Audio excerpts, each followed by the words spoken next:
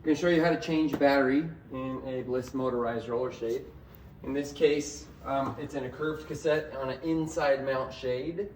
If you have an inside mount, you just need to put pressure up against the top, and you'll notice the brackets, they just need to go, it needs to be loosened and then tilted downwards, and they'll pop right up off the brackets. Then you can see I have a shade in my hand, and if I tilt it this way, you can see my motor. Now, if you come closely, I can take this off, the end cap, be careful. Those are very, very fragile. If you break them, it's very difficult to get this to stay back where it was. Second, if you look here, you can see the teeth. They come down over the edges of that hole. So I'm going to press up with the shade, which rises those up. And if I get a little bit of pressure, I can lower that out. Now, you want to do that very, very carefully, because if you break those teeth, you have another issue. Once you've done that, let's put that down. I can pull the shade out the other end and lightly set down the cassette. The other end is just a pressure thing that goes up in there. So once I've got it like that, it's good to kind of keep your shade in a tight position, but this battery just slides right out. So don't pull your shade upside down looking at this dot, because then you'll drop the battery out of it. But then you can just pull it out. And if you pull that out, you just need to take the next one. You want to get your shade again in a tightly rolled position. If you have a new battery, okay, you line these up so that it goes right inside there. Slide it all the way in, and then you'll line these up as well to do the same thing, so it just slides fully in. And this piece on the end is removable. You can take it off. That's important because of the direction that the teeth point. Okay, first of all, if you put a new motor in and it's on the O, it's off. If it's on the line, it's on. Nothing will work. Oftentimes when a brand new motor is shipped to you, it could be fully charged, but it seems like it's not responding at all. You just have to make sure that switch is turned on. If you turn that to switch to off, nothing will work at all. So you do need to make sure that that's in the on position.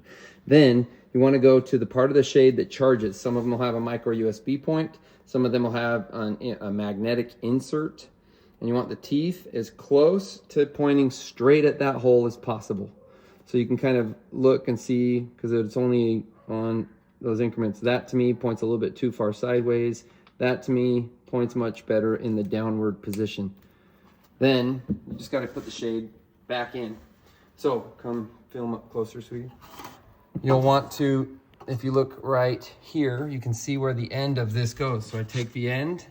I'm holding this other end, by the way, with my fingers, pinching it shut. I'll take this end, I lightly put it in so that that goes right in there. Once I've done that, you can stand the shade up on its end if you want to. And then you just need to line the teeth up so that they'll go in.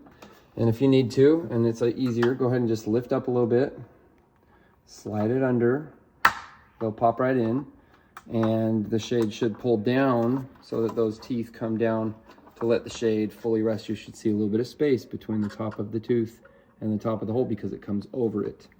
You can put your end piece back on, very carefully insert those, because if you don't, they'll break, both in the front and the one in the back. You can just press it closed.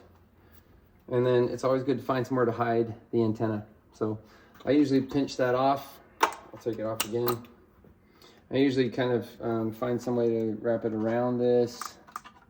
Just gotta be really, really careful, because these metal edges on this whole thing are sharp. And if you're not careful, you'll scuff up your hand and start bleeding and bleed on your shade. And that's not anything that's covered under warranty, to bleed on your shade. So don't do that. But if you can find somewhere to pinch it, the other thing you can do, sometimes we'll take it, you just need it out of the way. You can take it up and kind of, some people take it up here like this and just pinch it behind the back of their shade up in the window. That's fine too. Any of these things work. Or even if you just kind of take it on the side and kind of coil it over like that, and then when you put your end cap back on, that can kind of pinch it in there. That works as well. So mine's just pinched up in there now. Right, and then you can take it, and this right here goes right on top of the brackets. If I take it up and put it in the window and set it on top of that, mine are very, very tight because I like my shades to have no gaps on the sides. I make sure I see this right up there. Can you see that? See the bracket on both sides this is latched into it, and then I can go up to the top and press it in and click it into place, and then your shade will be up in position. After that, all you have to do is program the shade, which I'll show you how to do in another video.